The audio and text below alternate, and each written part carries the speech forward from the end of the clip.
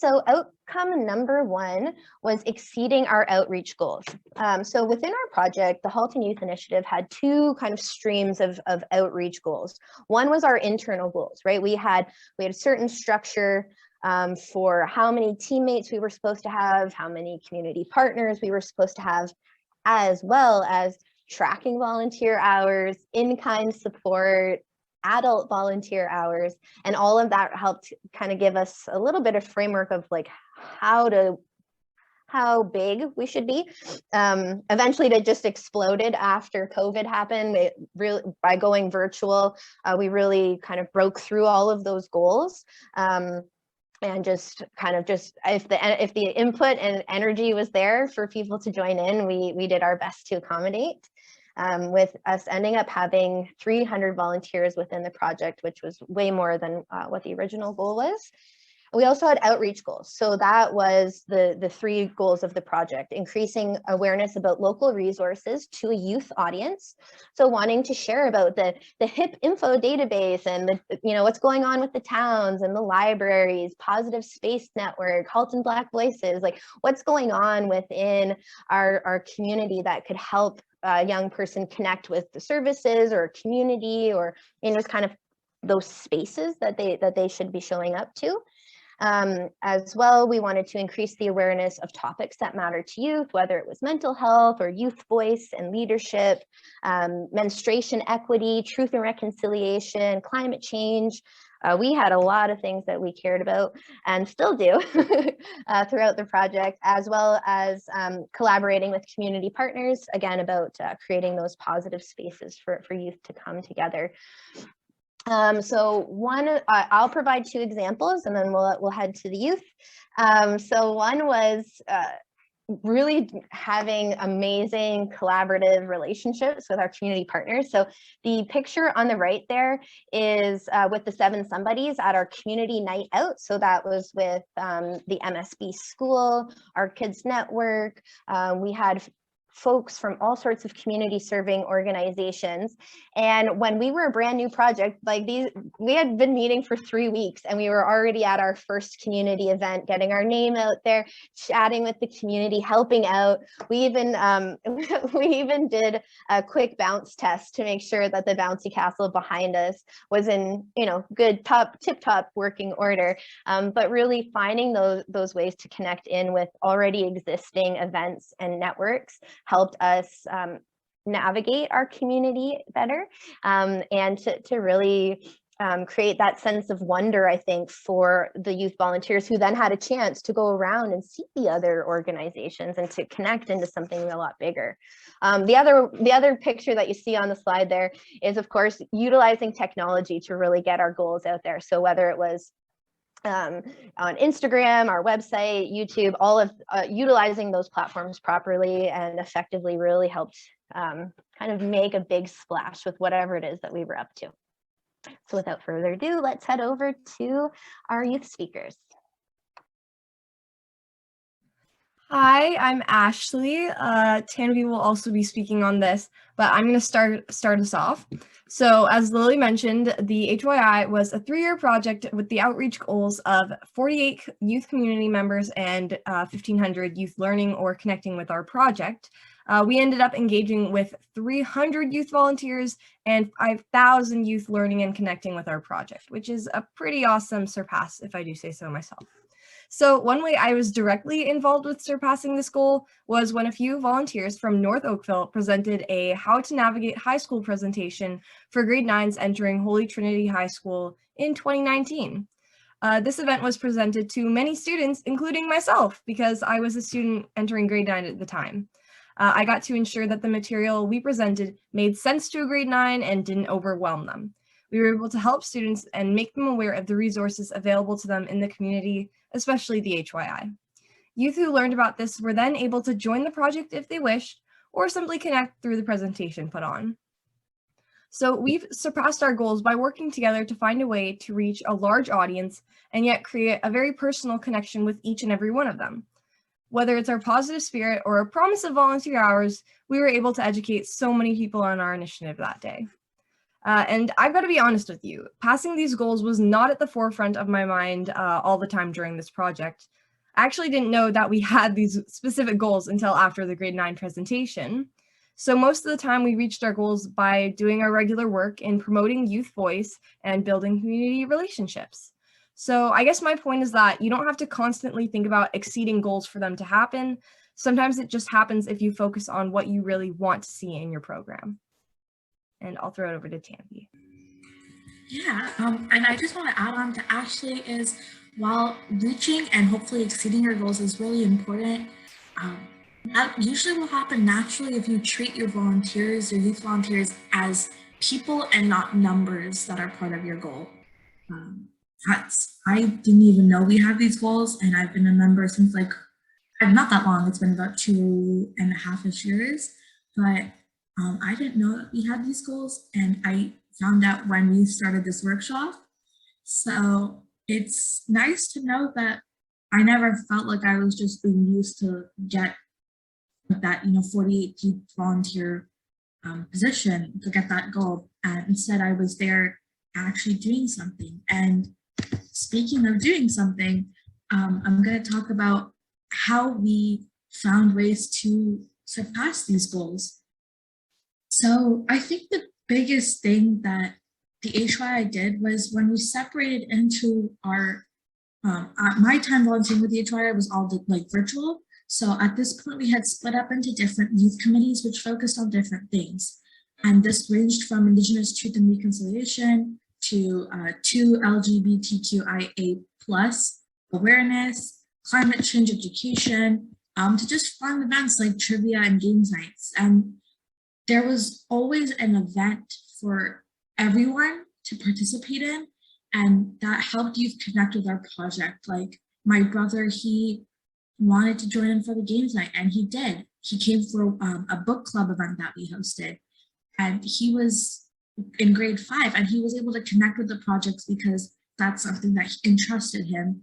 And yeah, it's just by spreading yourself out, not to the point that you're not able to do anything well, but to the point that you have a lot of variety, because after all, variety is a slice of life. People are able to connect and relate to the project and the people in the project a lot more. And I think that's just something really important. And I think the HY did a wonderful job of bringing us all together and bringing the community together as well. And another thing to talk about is why we were able to do that. So of course, we did a great job of leading different projects to appeal to all sorts of interests in youth, but it was also for within the council itself.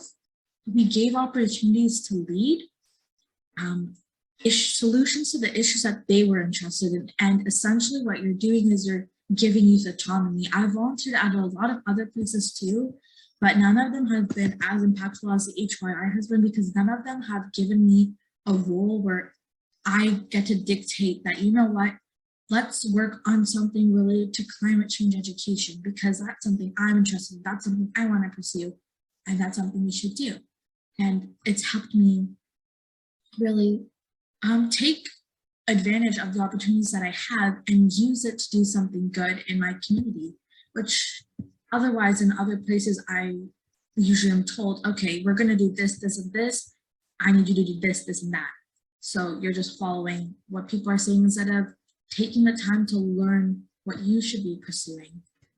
And youth, because of that, youth and myself, we were engaged and we were able to see firsthand the impact that we were making. We were able to pick up skills like project management, team management, organization, like how you put together all of these events and projects, which I don't think I would have known without the HYI. So I'm learning something valuable that I use in my day-to-day life because I'm making an impact with other like-minded youth in my community because I've been given that position by my organization. For sharing a little bit more about how the HYI was able to, exceed their outreach goals, the mysterious outreach goals throughout your experience with our project. And now I believe it is Michelle who is going to share her experience as an adult supporter of the project. You got it. So I want to talk a little bit about some of the projects we worked with through MIAT. One of the very first projects, no small feat, was to host a Battle of the Bands at the Milton Fall Fair, which is an enormous project to begin with, and to entrust that to a new group of youth coming together for the first time and being leaders for the first time, really kind of, they leveled up and they did an amazing job. And I think there's a couple reasons and insight as to why it went so well. So I just want to cover a couple of the things that I observed, being an adult support there for them. And when Lily was talking about developmental relationships and she pulled up that list, I actually pulled up my little marker and added to my notes because it aligns almost perfectly with developmental relationships when you boil it down, which I thought was very interesting. I had never made that connection, but it just reinforces how powerful that framework is when it comes to authentic youth engagement. That then translates into seeing projects go really well, seeing youth feel and be empowered. So again, if you're not familiar with that, or if you are, print it off, put it on your wall, build your programming, build your relationships around that, because it literally works. So some of the things that I have in my notes here is number one, to think about the type of project. This was a real project. These aren't make work projects. And young people and youth, they know when something is a genuine opportunity and when it is kind of that ceremonial check this box make work project. And so having real authentic experiences and projects that connect with youth interest is a real valuable way to get that buy-in. It's a real project with real consequences, very public consequences, which raises the ante, and you get that commitment, because not only is there, I don't want to say a fear, because it's not necessarily a fear, but the reality of, hey, if we don't step up our game, this could go really badly, and people will see it go really badly. And so having that real consequence be there, but on the flip side of that, also having the real public celebration when it does go well, and being recognized very publicly for the work that went in. So to be able to see this project come to fruition and see it get attention from not only the musicians and the judges, but the general attendees at the fair, that feels really, really good. And it's a really good feedback system where it's not just the internal leader giving a ceremonial pat on the back, although we do acknowledge the growth and the work and all of that wonderful stuff from a very authentic place, but it's also the community as a whole embracing and celebrating the successes of those participants. And I think that holds a lot of weight when it comes to having a successful project. So that was one of my takeaways. So the idea of challenging growth and expanding possibilities. I know at the beginning, everybody was kind of like, you want us to what? That's a big deal, including Lily. And we're like, no, you can do this. Let's do this. Let's break it down and figure it out, and we can put it together. So I think that's really good. The other things that I have here is definitely around networking, and bringing in external resources and connections, because as youth facilitators, as people working with youth, it's really important to connect beyond our realm and get to know as many people in our communities as possible, so that we're able to connect youth with mentors or professionals in different areas, as well as connecting projects to experts in spaces that we don't have expertise in. So if you ask me to judge Battle of the Bands, everybody would get an A+, everybody would get a trophy because they're all awesome. But we were able to connect with legit musicians who have judged real, I'm saying real, like our Battle of the Bands wasn't real, but large events. And they volunteered to come and judge at our event. So it shows the young people that we aren't experts in everything, which gives them permission to not be experts in everything and lean into our strengths, but also to expand the way that they're connected to their community and seeing all of those possibilities and opportunities that are out there. And again, if we want to go back to those developmental relationships and sharing the power and making sure that these young people are the ones that are out there and making a lot of the decisions. And something that Lily said really resonated with me when she said, explaining the why. If you have to give them a no, explain the why, because it's part of understanding how society works. And so when there is a bureaucratic no, why did that happen? When there is a budgetary no, why is that happening? And then work through that problem solving. How do we make this space look like Stranger Things when we've got a string of twinkly lights? Like using all of these things and helping the youth learn as in community about how the whole world works. If we create a perfect environment where we are blocking out all of those challenges and allowing our leaders to just walk a clear-cut field, that's not the realities of the world, and our youth leaders see through that. So being honest about the challenges and the no's and the problem solving and coming together as a team is something that really stood out for me. And then going back to belonging, recognition, and mutual respect. Lily is an expert facilitator and leader for these young people and coming from a very authentic place and showing mutual respect and working through challenges when certain team members were upholding way more than their fair share and other team members weren't stepping up to the plate. How do you navigate those challenges in a respectful way? How do we make sure that everybody feels valued and validated and that we can all work towards the same end goal and get on board with that? I think is really, really important to be able to have a team that feels that respect so that you can move through your project in a really effective way. And then the last thing that I want to share is don't be afraid to ask people to participate. So many times a simple invitation, whether that is from an adult ally to a youth or a youth to their peer. So many of the volunteers came in because a peer was having or the youth that was currently involved was having such a great time, they invited their friends to come join.